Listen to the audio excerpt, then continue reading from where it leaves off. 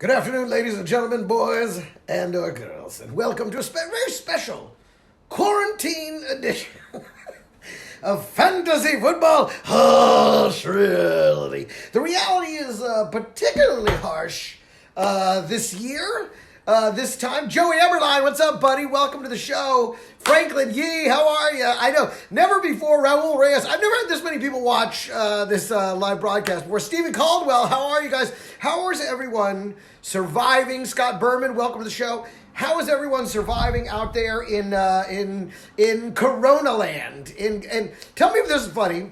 I was going to post this as a joke earlier. I was like, listen, if I get COVID, I want COVID 20. Don't give me last year's fucking shit. All right, that was my big warm-up Corona joke. Robert Torres, what's up, my man? Jennifer, this is Rob Heskin. How are you, dude? You're Rob. If you guys know, look up Rob Heskin, and you have to read his quarantine updates that he's doing. Their posts, and they're hilarious. Byron, how are you? Stay safe, brother. All is well there, Joey. Great to hear it. Stephen Steele. Casey, I got a CPU virus. Okay, man, you're going to need to explain that. You know what they say about a joke? You have to explain. Jonathan Gregory, welcome to the show. I mean, the point of this, that's right, the mechanic. Stephen Caldwell, obviously, recently I was on The Neighborhood on CBS where I played yet another mechanic in Hollywood. I have three major roles that I play in Hollywood. The mechanic, the janitor, and the other janitor. So those are the three main functions that I have here in Hollywood. It's the stash. The light's hitting it a little weird, but the stash makes cash. And it makes me look like a mechanic. You know what I mean? Listen, I'm not going to say I don't look right for those roles. In fact, I'm very happy to have those roles. So it's always great to get to do that stuff. Yeah, if you haven't seen that episode of The Neighborhood, it's called Welcome to the Bad Review. And it's on demand if you still have, DirecTV or cable or something. And then it's also available, I think, on CBS.com. So most people have that too. Pierre, watching all the way on the other side of the world. How are you? Stay safe, my man. Stay indoors. I believe you're still in Italy. Isn't that right? I believe you live there and have for some time. I got a little coffee. I'm going to drink my coffee. Mexican stereotypes. That's exactly right, Eric. Very well paid Mexican stereotypes. And not all are Mexican stereotypes. I mean, I've also played a fireman on a show called Marry Me. I recently played a DEA agent on Narcos Mexico, which is currently out, but I'm not in it because they cut my scene.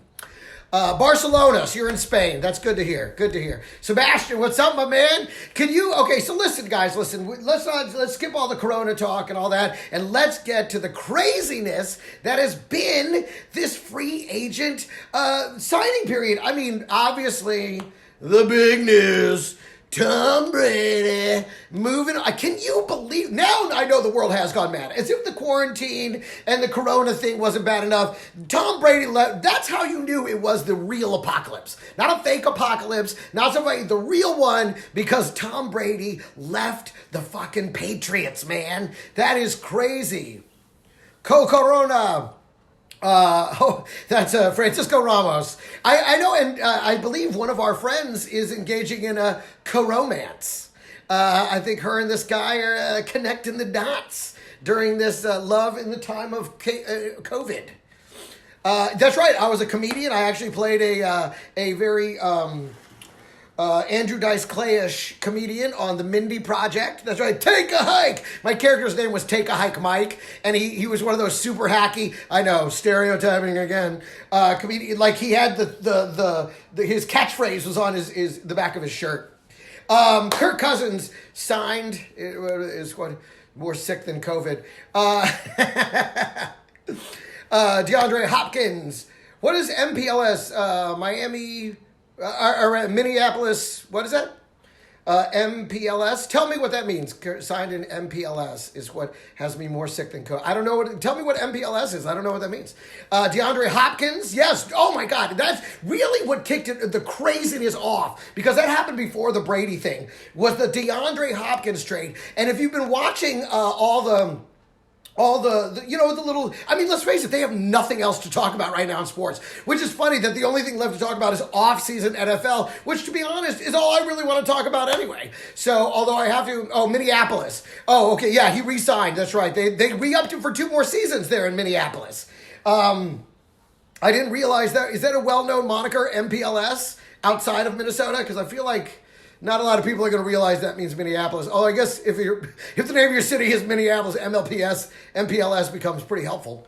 But yeah, they said DeAndre Hopkins. That's the other thing. For me, let's talk about fantasy football implications. Because for me, now Kyle Murray is way higher on the ladder than Deshaun Watson. And who did they go out and get to replace Deshaun Watson? Randall Cobb.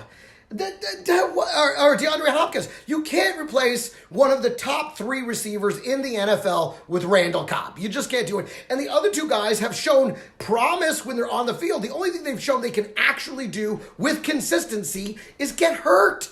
So Deshaun Watson, while a major talent, let's be honest, I don't know how much field time he's going to see. I don't know how much success he's going to see when he has nothing to throw at. Miss you too. Sebastian Satina, thank you very much. I've heard Aussie Rules, Eric Delgado chiming in here. He says, I was watching Aussie Rules football and was so happy, even though I had no idea what was going on. To be honest, that's how my wife feels when she watches NFL football with me. So I get the sentiment. And to be honest, I read an article recently that was saying that a lot of people that's like the only sport still going, even though they're playing without a crowd. They are playing without audiences, but a lot of people are tuning in because there ain't nothing fucking awesome. Unbelievable.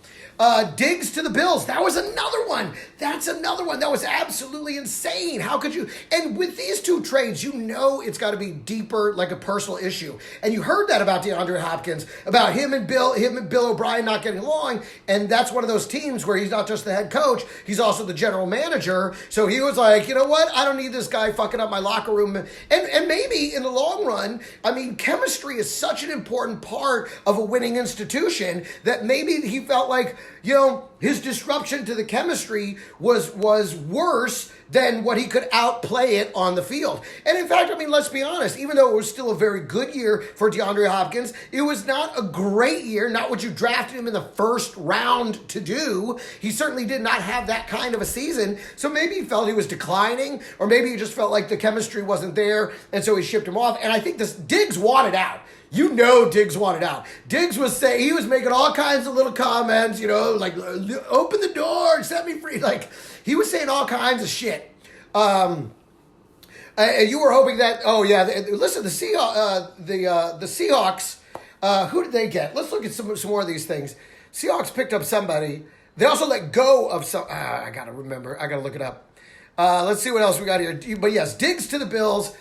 Also a crazy move, I also think. But now, I'm not one of those guys that was big on Josh Allen because he was so hot and cold. But now with Diggs and John Brown, I mean, John Brown kind of does the same thing as Diggs. I just think Diggs is far more versatile, and I think Josh Allen's fantasy football stock way up, totally. I think, but the guy for me that I'm going to reach for, you know, because I reach. You know why? Because anytime I don't reach, I don't get a quarterback I want. And I wind up like with all these trading off the wire and trying to get all these guys. I wind up with fucking Kirk Cousins. That's, you know, or Jared Goff in the 2018 season. So I always reach for a quarterback I really like. And this year, I'm afraid it might be Kyler Murray. I might, like, in the 4th round be like Kyler Murray. Because I just think with Kenyon Drake, that's another guy. They re-signed Kenyon Drake. They let go of what's-his-face. Which, now, let me ask you this, guys. Do you think that David Johnson has a rebirth in Houston? Because I think it's entirely possible. You know, sometimes guys just have to fucking make a move. Now, yes, we could talk about Emmanuel Sanders going down to New Orleans. To me, with that move, and if you've been reading about how the running back. What's his name? Anyways, it's like right there in my brain, and I can't quite find it. But he says he was running injured all season, which we knew that already. But he says he's back to 100%. And if you have 100% of him, plus Michael Thomas, plus Drew Brees trying to finish one out, and now you add Emmanuel Sanders, first of all, I think Emmanuel Sanders has now got great value. I think Drew Brees ends the season as QB1, or maybe, and let's talk about, okay, so anyways, and I think New Orleans is absolutely stacked to go to the Super Bowl. I mean, look at all these weapons, and they have a very good defense, and it doesn't look like they've lost any major pieces off of that defense so far in the offseason. Yes, and they should have gotten a first-round pick for Hopkins, which just goes to show you how eager they were to get him off their fucking board, get him off their roster, and get him somewhere else so he couldn't fuck with whatever he thinks he's building. What up, Eric Seifert? Good to see you.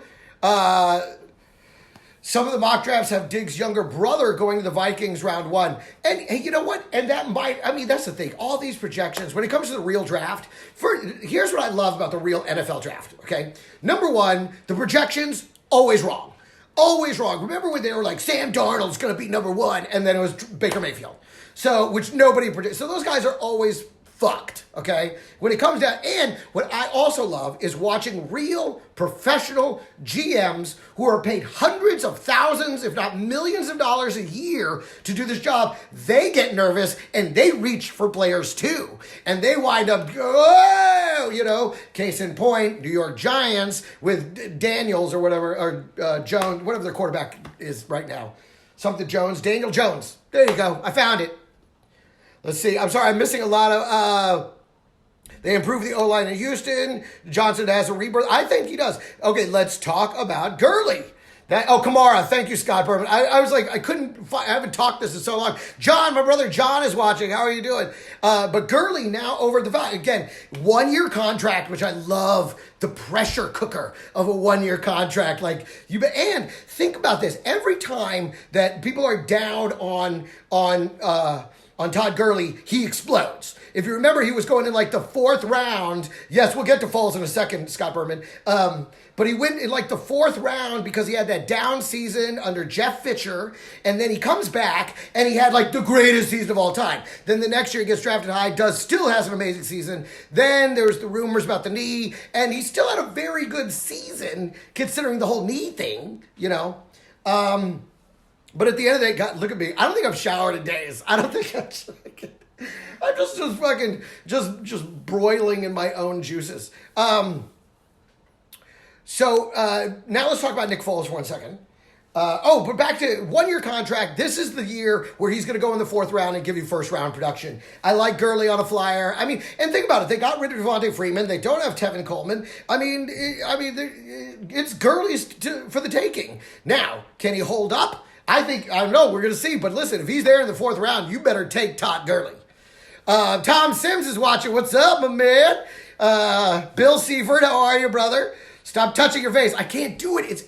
I'm in front of an open window, and it's allergy season, and I can't stop. And you guys know, you know me.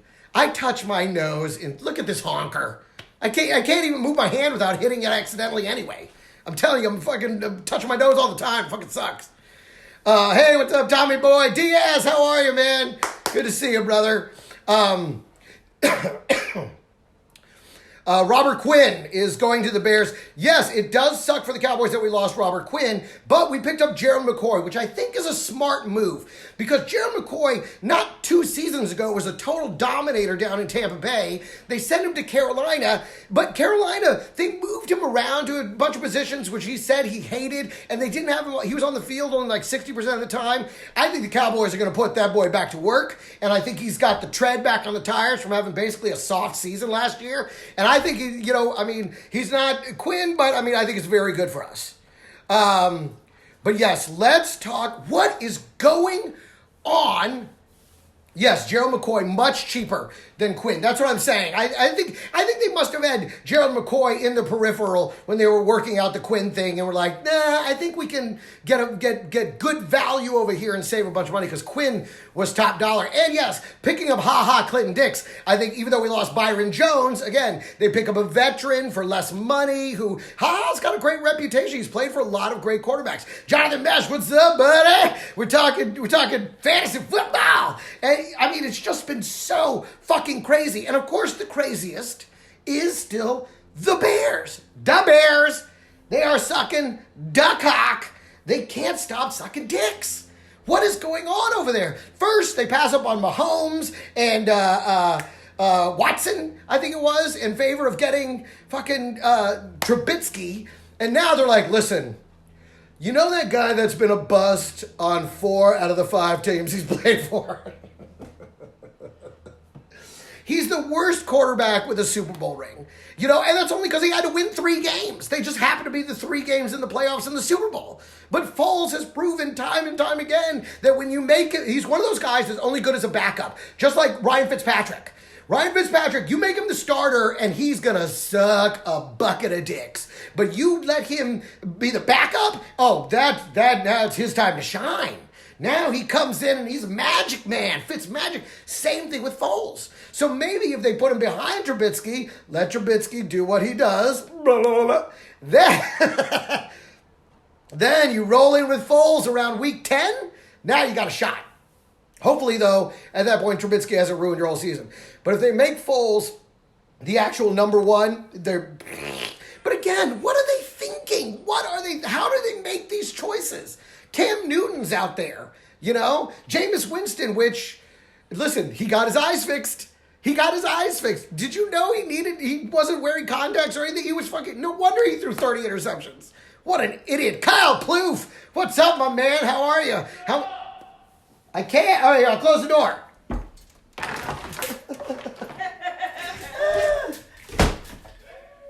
I guess my neighbors could hear me. I guess I could hear out the window. I was trying to keep it cool in here. All right, so Foles, oh my God.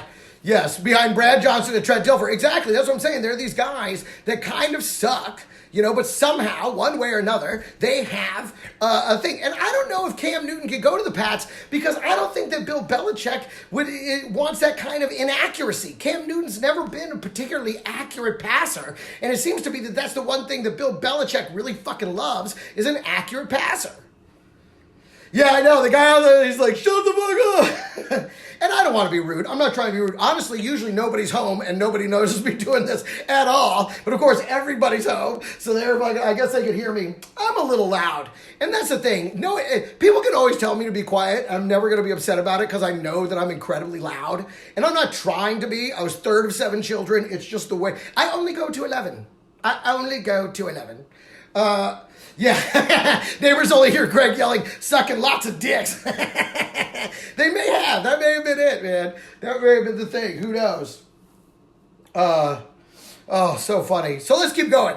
Who else? Let's see. Some of the other big ones. Anyone good ones down there? Vic Beasley. Okay, big deal. Kenyon Drake. Oh, Eric Ebron. Let's talk about Eric. There goes the neighborhood. Yeah, pretty much. Is Jacoby Brissett back to the Pats? Well, listen, there's another good move. They picked up, which honestly, I think, you know, for the Colts, I think that might be a good move for what's-his-face to go out there. Melvin Gordon, on the other hand, going to the Broncos, that's a good... I was in love with it at first, but then you guys brought up, you know, the whole, what's his name? Philip Lindsay's still there, and Freeman's still there. And so now they had Gordon, and Lindsay I would say Lindsay and Gordon, I mean, Lindsay had a better season than Melvin Gordon last year. And so, so now I think we're staring down a big fat fucking committee, a 3-headed monster committee there in the Broncos, which of course, as you know, for fantasy, is just so great. You definitely want running backs that are part of a huge committee. It was sort of like, I mean, look at the difference with Derrick Henry, and let's talk about let's correlate Derrick Henry last year, where they finally took him out of that, stupid fucking, mix with Dion Lewis, and they made him the guy, and he turned into the number one rushing leader of the fucking year. And now let's look at Jordan Howard going down there to Washington, and I think was it Washington or Miami? Miami. And I think Jordan Howard actually could turn out to be, if they do with him what they finally did, which I've been saying, you guys know I've been saying it. I've been saying it. I've been saying it I've been saying it for fucking 3-4 years that they needed to just give Derrick Henry the ball. They finally did it. And he ran over everybody. Rebecca, how are you? Good to see you. And so I think that if Miami will do that and who else they have? Balaj sucked. Everybody else they had sucked anyway. So if they make him the number one back, you could see a real resurgence from Jordan Howard. He could have a real rebound season. Joe Flacco to the Patriots? Oh, God, please, no. And again, there's the type of thing that I don't think the Patriots will waste their time. I think they've seen what they need to see out of the guy, and I don't think that they have any reason to give him a shot. I don't think that happens, Just like with Cam, I don't think he thinks enough of Cam to bring Cam in. I think he would much rather evaluate some young guys and develop his own guys than bring in some guy that's going to want to be a star. I think Flacco is probably resigned to the fact that he's going to be a backup. I think that's pretty obvious. Yes, Miami does suck a big bag of dicks. Oh, shit. Boy, thank you, Jonathan Gregory. You called out Derrick Henry forever. You were way right. I know. I remember I called him a generational talent. That's what I said. And you were like, nah, I don't think that. Now, by the same token, I thought Flacco was actually going to do great in Denver with those wide receivers. I thought he was going to be and he fucking... But Derrick Henry, I've always known he just needed the carries to get the job done, and they finally gave them to him. They finally stopped dicking around with Dion Lewis and shit and realized, oh my God, we have this fucking superhuman in our stable. Why don't we let him run? Oh, that was crazy. Yes, the Dolphins have become a salvage yard. I had a team like that. There was all rebound, all reclamation projects. Last season, I had one of my teams was Le'Veon Bell, Leonard Fournette, the fucking Jags defense. It was all comeback players, all people that are able to bounce back, and they didn't. They ate a bag of dicks. Sorry, those were fake coughs. Those were joke coughs, not corona coughs. That's the thing. It being allergy season and me being a stoner as well. Coughing's kind of just part of the way I live, and along with touching my nose and rubbing my eyes. And none of this is good for this situation that we're in. But again, we're not talking about that situation. We're talking about the NFL free agency situation, because man, has it been wild. Clinton Dix, great for the Cowboys. There's a bunch of guys. Melvin Gordon, again, he's part of a committee now. I don't know if you can have a big bounce back season when you're part of a committee. What about Austin Hooper? Jennifer Yarrow, how are you? An old friend from the University of Dallas. Good to see you. But Austin Hooper, major loss. And they went, and who did they brought in? Was that where Jason Witten went? Jason Witten went somewhere. He may have gone to Denver. But they went and picked up somebody else, but they're not as good. And now the Browns, so the Browns now have Austin Hooper, and then they already had the two great wide receivers, and they added a guy on Conklin. They picked up that Conklin guy who's an incredible right guard. So, I mean, is this the year that Baker Mayfield does what we thought he was going to do last year? That's right, Jason Witten went to the Raiders, which, you know what? I think it's smart for them because they don't need him to be a real player. They only need him to come in on two back sets and to coach up Darren Waller. Darren Waller, obviously, great season last year. I think he's going to be a top 3 tight end this season, especially with Jason Witten coaching him up. I think it's going to be fucking great, man. I think this is a great draft for Darren Waller. But Austin Hooper, I mean, maybe he has a big season. I mean, Baker Mayfield loves to sling the ball. And, maybe this is the year that he kind of... I mean, again, this offseason, he's not going to be going around being Mr. Star and everything because, the world is shut down. Now, yes, Scott Berman, I love this topic. How about Antonio Brown to the Bucks? It looks like that's already next. It looked like that is already... I've just touched my face again. This is what I do. It looks like that is already off the table. It looks like they've already shut that down. Because, Aviv, what's up, my man? What's going on? We're talking fantasy football. I don't know. But apparently, and Bruce Arians worked with Antonio Brown in Pittsburgh, where I guess he was the offensive coordinator or the quarterback's coach or something. Quarterback's coach. And didn't like him. And he's made it very clear right now, Hayden Hurst, that's right. Hayden Hurst is the guy they picked up.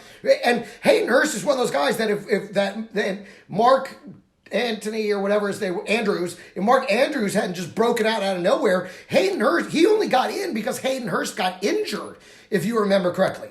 So Hayden Hurst is a sneaky pickup and could be a deep, we always get 2 tight ends at least, and he could be one of those guys you pick up around 11th round that could turn out to be great. A little coffee, I love it. But, so apparently Bruce Arians does not like Antonio Brown. So I don't think, apparently, and especially when you get Tom Brady in there, you want complete order. You want focus. You don't want AB coming in there and, because that's the thing. He's one of those guys, he's acting all contrite right now, and I just want a chance. I just want to come back. But 3 games in, it's going to be back to fucking, I'm back. I'm a star. So, I don't know. I'm not, I don't trust, you know what? I guess that's what it is. I don't trust him. I just don't trust him. He's blown all his chances, in my opinion. So, watch him wind up with the Cowboys. Which, if he did, I'd be buying that jersey game 4. Oh, the Cowboys should go pick up Antonio Brown. Why not? See, on the other hand, that's the thing. Dallas loves reclamation projects like that. We love second chance guys who've sucked. And, look at Randy Gregory and fucking everybody. They love that shit. Yes, that's right, Rob. He's the Charlie Sheen of the NFL. He really is. So fucking gross. Oh. Well, Josh Gordon, I think I don't know that I think he's getting too old to have second chance. How many chances are you going to... I just don't think anybody's got room for him no more. Who has time for that? He's been a waste of time. Right, exactly. Tim Bateman says that Bruce Arians doesn't need Brown. He's got Godwin, Evans, and Howard. And let's talk about Howard for 1 second. Because once again, everybody's all on the O.J. Howard tip. Just like last season when everyone was trying to draft him. And I was saying, I ain't seen it. And here's the thing. O.J. Howard loves to drop passes. That's one of his favorite things. And Tom Brady will only throw to you. You get one chance. You drop the ball one time, and he just doesn't throw to you anymore. I honestly believe the dark horse is Cameron Brate. If Cameron Brate stays with the Tampa Bay Buccaneers, and I think Cameron Brate ends up outplaying and outscoring O.J. Howard and becoming the go-to guy for Tom Brady, because Cameron Brate doesn't drop balls. O.J. Howard drops balls, and Tom Brady, he don't like nobody that drop them balls. That's why he left. They wouldn't get him any fucking receivers up there. He was like, you know what? Fuck you. I ain't got time for all this. That team has amazing receivers, and I like the coach. And you know what? Thank you, Joey. Joey Everline with the excellent point about Brate. I agree, too. I know. So for me, again, in terms of those later round guys, I think there's a lot of really good, interesting possibilities, but they are all pretty iffy. At the end of the day, they're all gambles, which is why they're down there, but Hooper in the Browns and Hayden at the Falcons. That's why, God, let's hope we have a preseason, because we've got to see some of this play out. Sabrina, how are you? Brian, how are you? Welcome to the show. We're just talking fantasy football and all these moves, all these crazy moves that have happened. Derrick Henry, obviously franchise tagged. Now, I'll say this. Why? What are you... Again, like the Bears with Foles. Why didn't... Miami made the same mistake with this joker. They went and extended him and gave him like $100 million, and then 3 years later, he's another guy that can only be great as a replacement. He's not one of those guys that is great when you make him the man. And that's what scares me. As much as I love Derrick Henry, that's what scares me about this season, is that Ryan Tannehill turns back into Ryan Tannehill. Because much like Foles, much like Fitzpatrick, you give them the money, you make the driver's seat, and Flacco too. You pay, and all of a sudden they just, oh, I don't know what happened, guys. I don't know. They just fucking melt, man. And I'm just afraid that is going to ruin Derrick Henry's season. And as much as I would love to say he's definitely my keeper because he's always what I've been planning on, and I'll keep him. I'm going to keep him. Derrick. Oh, by the way, the mustaches are itchy and they itch my nose. How do you not touch your face with a mustache? All right. Yes, at least Miami has Josh Rosen waiting in the wings. You know, I hated that guy from the drop. I knew he wasn't going to be shit. I was fucking like, nah. And he was like, I'm going to make everybody, this is a big mistake that they made. No, you proved them all right. You made them all look like they knew exactly what you were, myself included.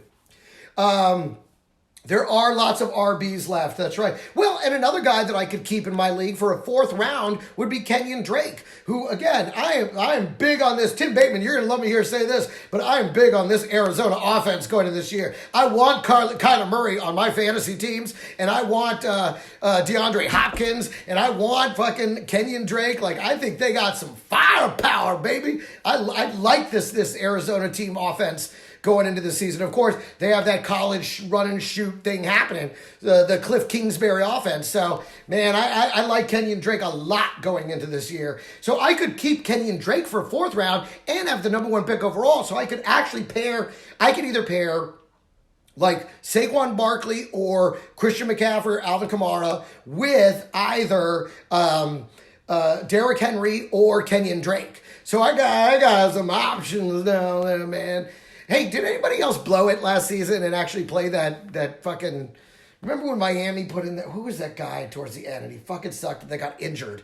Oh, I don't even want to think about it anymore. Thank you, Brad. Brad says, with that stash, have you ever thought about doing porn? And the answer to that is no, and I'll tell you why. Because I've seen what lies beneath the mustache. And not really, I don't...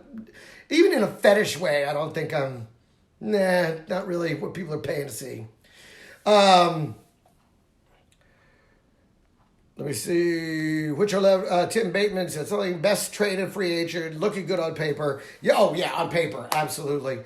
You know, I knew that Tom Brady was going to leave Arizona when they showed that picture of him down in his down in like Costa Rica with, of course, the supermodel wife. And he was smiling in a way that wasn't the Patriots way. He was smiling in the, I'm going to go hang out with my hot Brazilian wife on a beach kind of way. So I had a feeling the decision had been made, and then, of course, it all came down. Teddy Bridgewater, listen, let's talk QB2s, because there's been a lot of good moves. And I know there's some guys out there like Adam Rank who do not believe the stash makes cash. That's right. There are a lot of people that do not believe that. I forgot where I was going with that thought. But back to QB2. Oh, that you need a QB2. A lot of people don't believe you should draft 2 QBs. I always draft 2 QBs because if your main guy there's nothing worse. The one season I went 1 QB, it was with, I think, Drew Brees, and he got injured and was out for like 6 games. And I was like, oh, did anyone want to trade? Oh, God, I forgot who I had to play, but it was fucking awful. Oh, Flacco. I wound up having to play Flacco, and it was garbage. So when it comes to QB2s, let's talk QB2s. Because I like this Teddy Bridgewater up there in Carolina. I think Teddy Bridgewater proved that he can be very, very good. I think they have decent receivers, but mostly, I mean, paired with Christian McCaffrey, I mean, he's a very smart, calculated, few mistakes kind of quarterback. And so I want to see what he could do, with C McC. And I think they're going to wind up being pretty good on paper. I think Teddy Bridgewater is one of those guys that's going to get you 17 to 19 points every single week. He may have 1 or 2 games where he gets like 26 points, but I think he's going to be a reliable 17 to 19 point, which again, QB2 range, maybe 20, 21 points. He's never going to shit the bed, I don't think. I don't think he's ever going to have those 9-point games that you got to like Baker Mayfield and shit. But I think he's going to be very consistent, not high scoring, but very good. Let's see here. Stash makes cash. Who wins more games? TB12 at Tampa Bay or or Brian Bill Belichick without TB12? Now, this is a good question, and I have to be honest with you. I hope they both fail. As a I hope it turns out that they needed each other. Like, that's the magic formula, and without it, like the whole is greater than the sum of its parts, kind of a thing. I honestly hope they both suck, but at the end of the day, I think Tom Brady in Tampa Bay is definitely positioned better. I mean, he's definitely got better tools. I mean, with him gone, they got nothing. Nothing up there. Sony Michel, who runs like half the time, Stidham as the backup, which granted, listen, nobody knew who Brady was when he took over, so maybe Stidham is the next Brady, and if anybody knows that, it is going to be Bill Belichick, but it would be nice to watch them both just fucking and just suck buckets of dicks. That would be fantastic. Key Lewis, what's up, my man? We're talking fantasy football. We're trying to get our minds off, the apocalypse. So we're just going through all the Jadeveon Clowney is still out there, which I think is weird. He's such a, he's such a dominator, but obviously he does tend to miss a lot of games. So I can see where people are going to try and wait on him. Dallas has done this again. Amari Cooper, $100 million. We did this before with Dez Bryant, when we chose Dez Bryant over DeMarco Murray, and it turned out to be not that great of an idea. I'm a little worried about this. But you bring in Antonio Brown, pair those guys up. Ooh, now it gets spicy. It gets spicy in Big D. So let's hope that happens. I'm putting that out there in the universe. Antonio Brown, go to the Cowboys, wherever you are.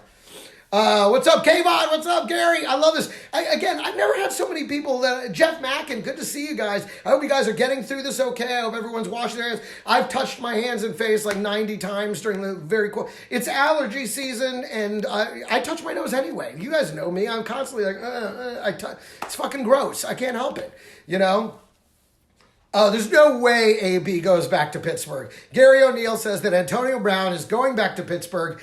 I don't buy it. I don't think they take him back.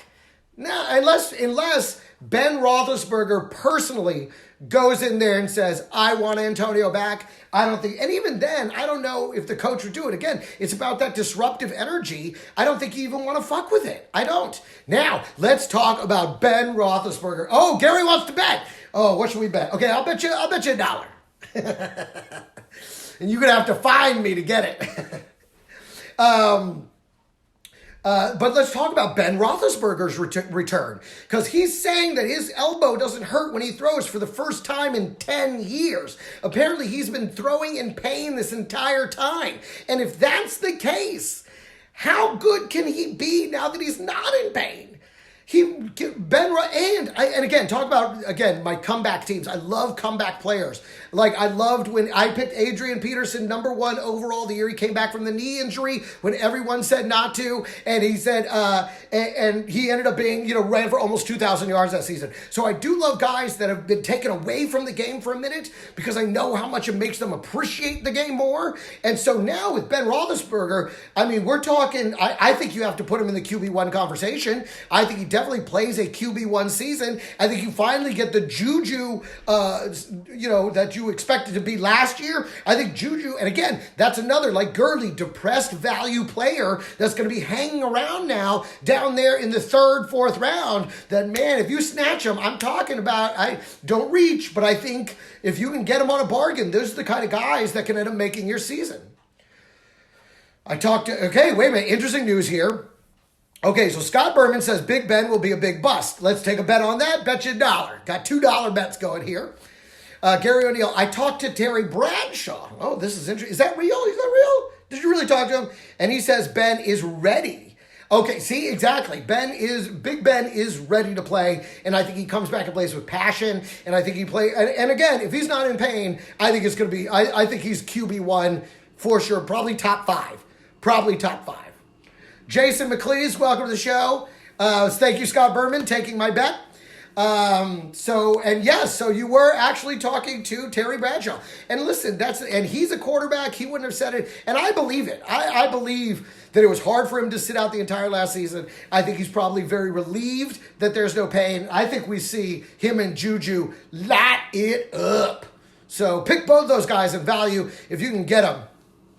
And yes, I like Rivers in Indy. I don't think they make a run. Diaz Mackey says Rivers in Indy makes a run. I don't know if they make a run, but I will say this. T.Y. Hilton's value is back through the roof. I see him going, second round at the latest. Because Phillip Rivers, I mean, the cannon still fires.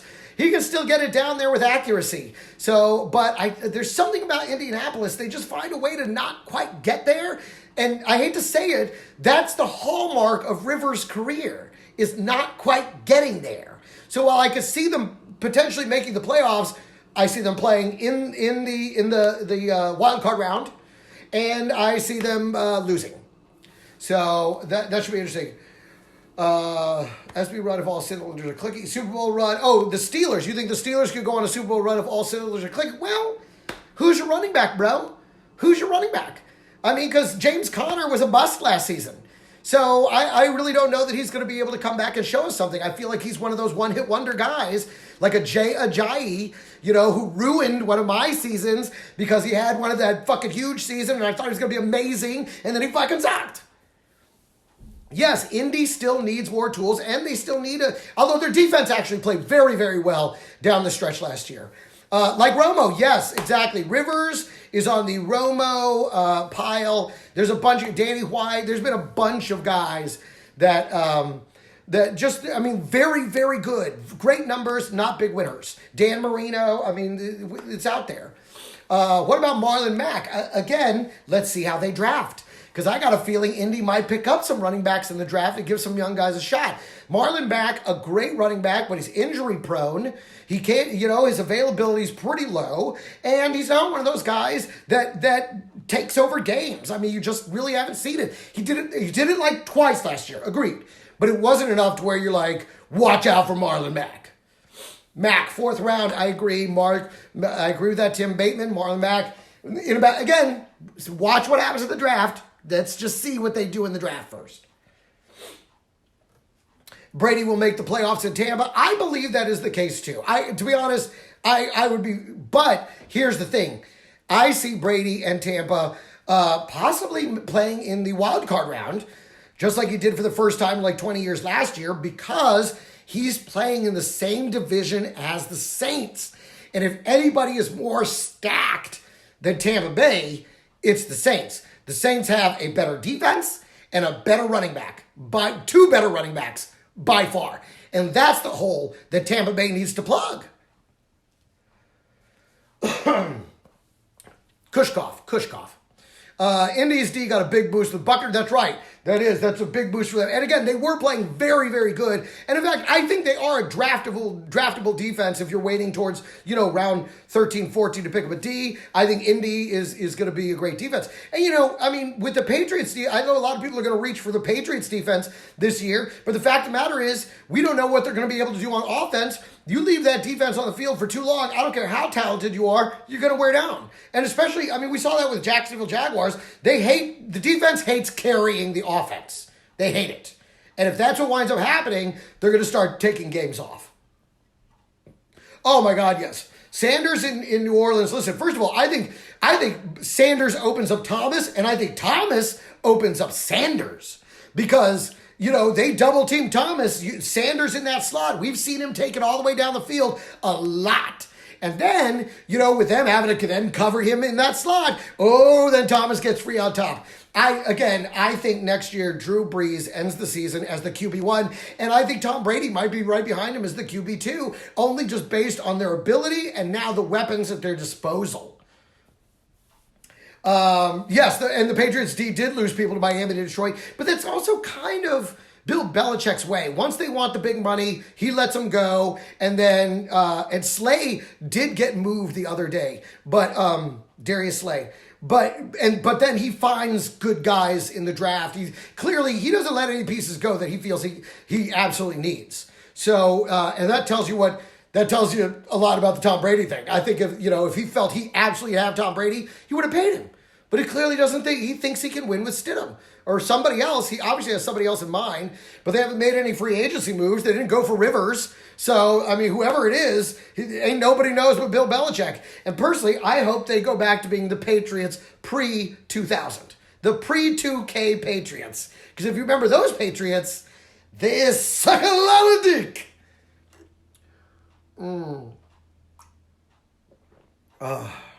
What else do we have here? What else you guys saying?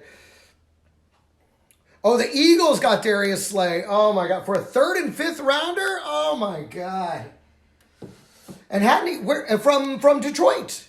Oh, gee. What is Detroit doing? Detroit and Chicago, the moves they make baffle my mind. Because it's like they're never fully rebuilding and they're never fully rebuilt. Like, it's like they're always just making stupid moves. Everything Detroit does makes me crazy. And everything the fucking and Adam Rank, my buddy Adam Rank, he's a Bears fan, and just I was like, what is going Foles?